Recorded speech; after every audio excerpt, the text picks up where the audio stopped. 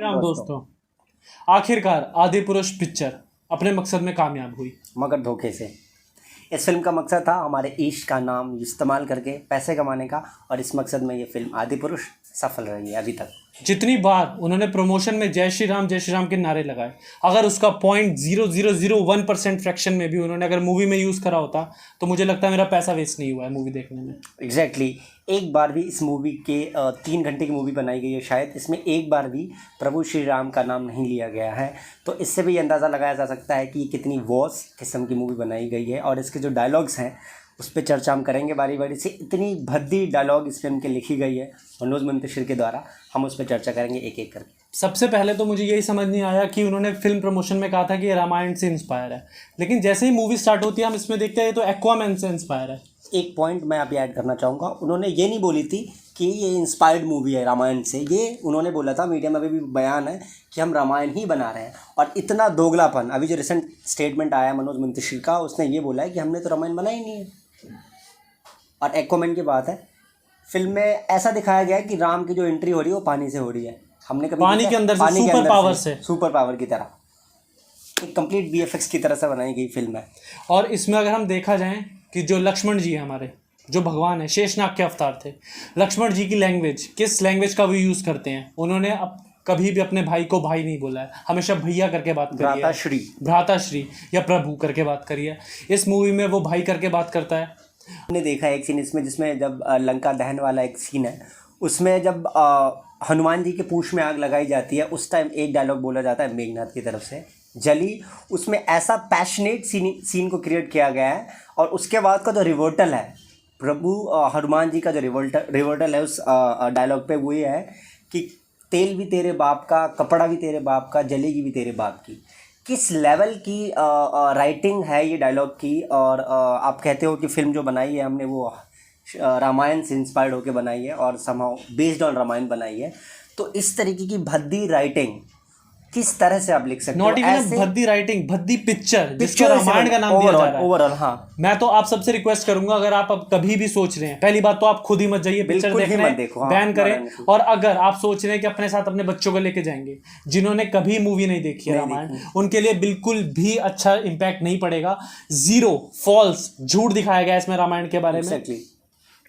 और सबसे important point तो ये है कि एक मेरा जो क्वेश्चन हमेशा से रहा है कि why only Hinduism is always been targeted. हमने जो रिव्यू बनाई थी ट्रेलर पे, उस पर भी एक पॉइंट रखा था मैंने कि फाइनली कोई तो है जो हमारे रिलीजन को प्रमोट कर रहा है, हमारे धर्म के बारे में अच्छी चीज़ें और हमारे प्रभु श्री राम के बारे में अच्छी चीज़ें दिखाई जाएंगी बेस्ड ऑन रामायण। लेकिन एट द एंड कॉन्सिक्वेंटली हमें यही पता लगा कि वही मजाक जो हमेशा से होता आया है हमारे रिलीजन, हमारे ईस्ट, और उससे गंदा मजाक इस बारी फिल्म आदिपुरुष के थ्रू हमारे धर्मों का मजाक बनाया गया है, हमारे भगवानों का मजाक बनाया गया है। और हमेशा कोई सोच भी नहीं सकता कि जो रावण है वो इतना बड़ा भक्त रहा है प्रभु महादेव का, अभी तक वो उससे बड़ा कोई भक्त ही नहीं है। उसको इतना बहसी दिखाया गया है, उसको एक खिलजी की तरह दिखाया गया है। वो अपने जो उसकी सवारी थी उसको वो नॉनवेज परोस रहा है खाने में। आप कहते हो कि फिल्म रामायण से इंस्पायर्ड होकर बनाई है आपने, और उसमें आप नॉनवेज खिला रहे हो। और रावण जो था वो खुद में एक महापुरुष था, वो शिवजी जी का आज तक का सबसे बड़ा पुजारी रहा है और इन फ्यूचर भी हमेशा रहेगा। सबसे बड़ा भक्त और मर्यादित, हाँ मर्यादित, सबसे मर्यादित रहा है वो। सीता जी को इवन टच तक नहीं किया है नॉट इवन टच, उन्होंने कभी गलत लैंग्वेज का यूज नहीं। अगर हम उसमें देखा जाए तो रावण का बताया गया है कि उसकी सोने की लंका थी, अगर इसमें देखा जाए ऐसे लग रहा है he is working in a coal factory, और वो लोहार का काम कर रहा है, only based on a black theme, proper black, उसका पूरा घर ब्लैक। और उसमें कह रहे सोने की लंका है, कहाँ सोना? सोना तो हमें दिखा ही नहीं। एग्जैक्टली वो totally black like a carbon. और उसमें अगर थोड़ा सा सीन, अगर इफ यू कैन रिलेट, तो उसमें कोई भी इंस्पायर्ड बाय रामायण नहीं लगी मेरे को। फर्स्ट जो स्टार्टिंग क्लिप थी Aquaman, after that when he was riding on the bat, it was from the house of dragons, जिसमें उसने कॉपी करा, ड्रैगन के ऊपर ड्रैगन को सवारी बना ली उसने अपनी। और उसके बाद जो अंदर का उसकी लंका का अंदर का सीन दिखाया पानी के अंदर, उसमें पोर्ट्स दिखाए गए, बड़ी बड़ी बोट्स दिखाई गई, वो सारा सीन लग रहा था वाइकिंग से कॉपी करा गया है। और इमेजिनेशन जीरो, VFX जीरो, सब कुछ जीरो, जो कंसेप्ट रामायण से लिया गया जीरो, कुछ है ही नहीं। रामायण से तो कुछ भी नहीं दिखाया उन्होंने। इवन जब रावण चलता है तो ऐसा लग रहा है कि वो लेग डे करके आया, उससे चला तक नहीं जा रहा। जैसे कार्टून आता है ना जो बच्चे देखते हैं, उसमें वैसे चल रहा है। Seems like a parody, not a movie. उसके बाद क्या है कि सबसे इंपॉर्टेंट पॉइंट है, ये बहुत सारी भद्दी चीजें दिखाई गई हैं रामायण के बारे में। उसमें एक ये भी था कि जितने भी वानर सेना थे सभी वानर थे। इसमें हनुमान जी को इंसान की तरह दिखा दिया। हनुमान जी, सुग्रीव जी, बाली, जितनी वानर सेना थी सारे वानर कहलाए गए थे, सब वानर थे अगर हम पहले भी मूवीज देखी जाए तो। लेकिन अगर इस मूवी में देखेंगे तो हनुमान जी को इंसान दिखाया गया है, बाकी सुग्रीव जो भी वानर थे उनको गोरिल्ला दिखाया गया है, बाकी इनकी वानर सेना को बंदर दिखा दिया गया है। ये क्या कंसेप्ट था? सुग्रीव भी जो थे वो हनुमान जी के सेम थे, बस ये था हनुमान जी भगवान थे, लेकिन श्रेष्ठ थे, दोनों वानर थे। उनको एक को गोरिल्ला दिखा दिया, एक को इंसान दिखा दिया।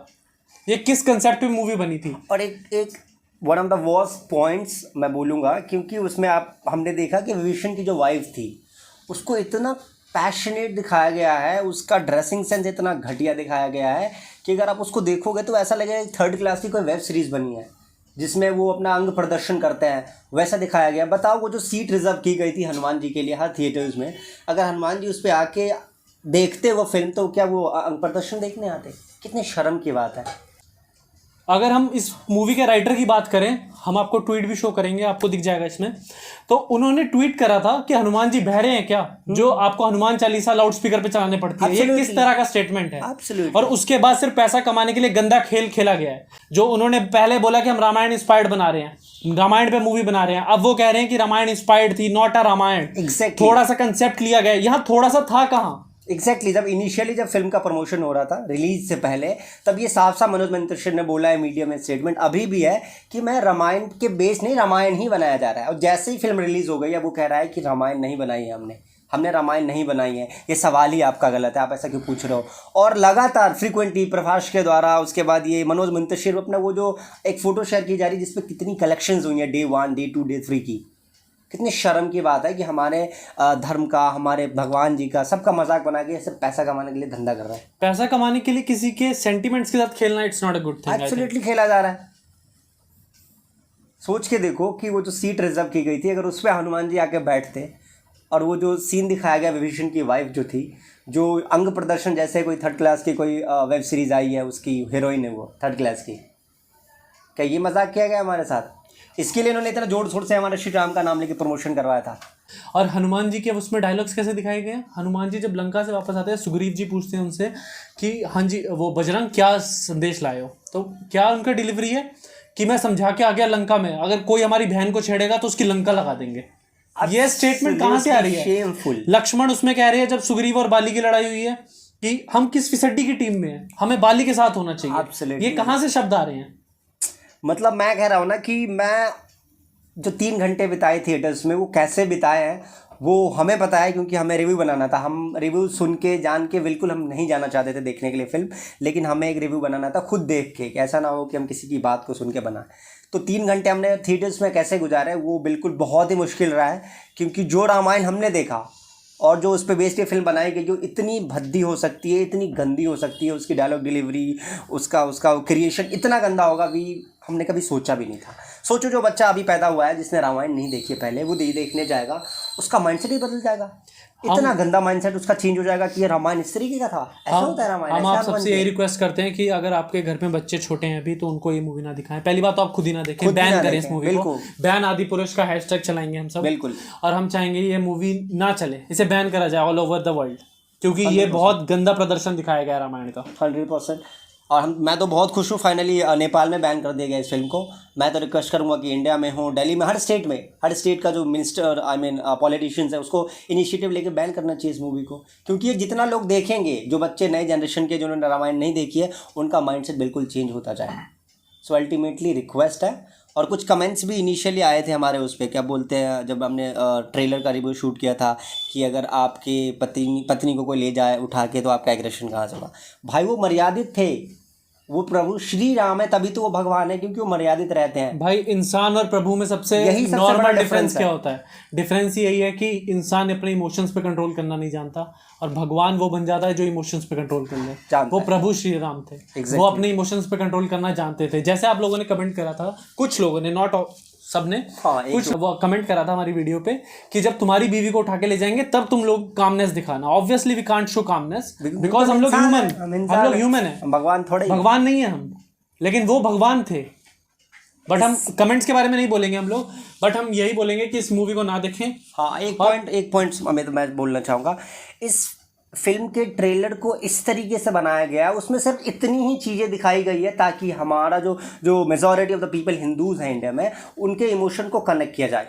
सबसे बेस्ट सीन कुछ रहा इस फिल्म का तो एक गाना था, उस गाना के अलावा इस फिल्म में कुछ नहीं बढ़िया है। It's a dirty trick to generate revenue, absolutely rubbish to watch, absolutely भद्दी गंदी, जो भी गंदा से गंदा बोलूं वो कम होगा इस फिल्म के लिए। और इसके राइटर्स मनोज मुंतशिर शुक्ला जो है, शर्म आनी चाहिए आपको। वी आर अशेम्ड, हमने सोचा एक अच्छा सा राइटर है, अच्छा लिखता है, we are ashamed finally to get to know about कि आप इतनी भद्दी लिखते हैं, आप पैसों के लिए किसी के धर्म के साथ मजाक बनाते हैं, किसी के धर्म के साथ खेलते हैं आप, शर्म आनी चाहिए आपको। कोई मत जाना देखने। लास्ट यही रिक्वेस्ट करूंगा अल्टीमेटली कि please do not watch this film, boycott this film, hashtag हम भी चलाएंगे, आप भी चलाओ, और अपने बच्चों अपनी फैमिली के साथ ये फिल्म को मत देखो। Thank you so much. Thank you.